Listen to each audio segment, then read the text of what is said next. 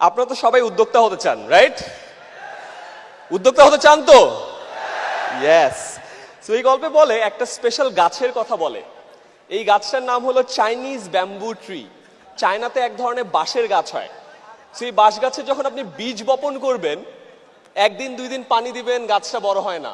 1 মাস 2 মাস পানি দিবেন, গাছটা বড় হয় না। সার দেন, যত্ন করেন, কোনোভাবেই গাছটা বড় হয় না। 1 বছর বীজ থেকে চারা গাছ অঙ্কুরিত হয় না।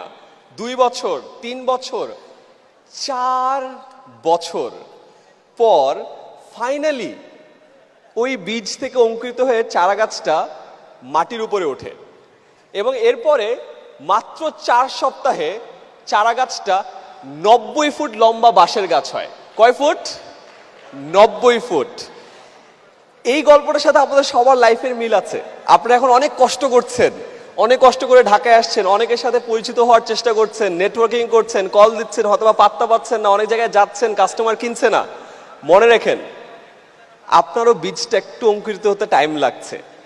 ওই যে 4 বছর একবার করে একবার যখন ওখান থেকে বের হবেন, 4 সপ্তাহে 90 ফুট এই স্টেডিয়াম পার হয়ে যাবেন।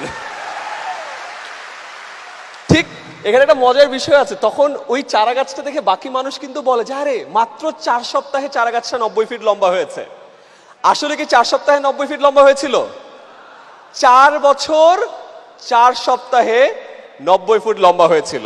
তো মনে রাখেন, আজকে যদি আপনাদের এফর্ট গুলো বা আপনাদের কাজগুলো কেউ ভ্যালু না করে, আপনি এখন ওইখানে আছেন, টাইম কিন্তু কাউন্ট হচ্ছে। যখন একবারে ওখানে একদম ওই ছাদ ফেরে যখন বের হয়ে যাবেন, তখন মানুষ আপনাকে বলবে যে আরে আঙ্গুল ফুলে কলা গাছ না, হঠাৎ করে বড়লোক হয়েছে। তখন তাদেরকে মনে করায় দেন যে না ভাই, 4 বছর আগে ইকবাল বাহার ভাইয়ের এই মহাসমারোহেতে ছিলাম, অনেকজনের সাথে কথা বলেছি, ফোন নাম্বার নিয়েছি, কল করেছি, তারপরে আরো 4 বছর পরে এই জায়গায় এসেছি। বুঝতে পেরেছি ব্যাপারটা? Very good. আমি লাস্ট আর একটা ছোট্ট গল্প দিয়ে শেষ করতে চাই। আমি রিসেন্টলি এটা শুনেছি, আমার অনেক মজা লেগেছে। আমরা সবাই যখন উদ্যোক্তা হতে চাই বা কোনো একটা কাজ করি, শুরুর পথটা অনেক কঠিন হয়। আমাদের সবার নিশ্চয় অনেক কঠিন একটা সময় যাচ্ছে, তাই না? অনেকে স্ট্রাগল করছেন, অনেকে চিন্তা করছেন ছেড়ে দিব কিনা, বাট তাও এই জায়গাটা আপনি ধরে আছেন। একটা অদ্ভুত জিনিস আমাদেরকে আটকে রাখে, এটাকে বলে কমফর্ট জোন। কি জোন? Comfort zone. সকালবেলা শীতের সকালে কম্বল মুড়ি দিয়ে থাকেন না? উঠতে ইচ্ছা করে? উঠতে ইচ্ছা করে কারো? আপনি অনেক কমফোর্টেবল, আরামে ঘুমিয়ে আছেন, আপনার উঠতে ইচ্ছা করে না, আপনি ওই জায়গায় থাকতে চান। আমাদের লাইফেও আমরা যে যে জায়গায় আছি, ওই জায়গাটি নিয়ে আমরা অনেক কমফোর্টেবল এবং এই জায়গা ছেড়ে আমরা বের হতে চাই না। আমি কিছুদিন আগে একটা গল্প পড়লাম যে এক বিশাল রাজা ছিল, তাকে 2টা টিয়া পাখি গিফট করা হয়। কি পাখি? টিয়া পাখি। অ্যান্ড টিয়া পাখিটাকে সে তার রাজ্যের বাগানে রাখে এবং কিছুদিন পর টিয়া পাখিগুলো একটু বড় হয়।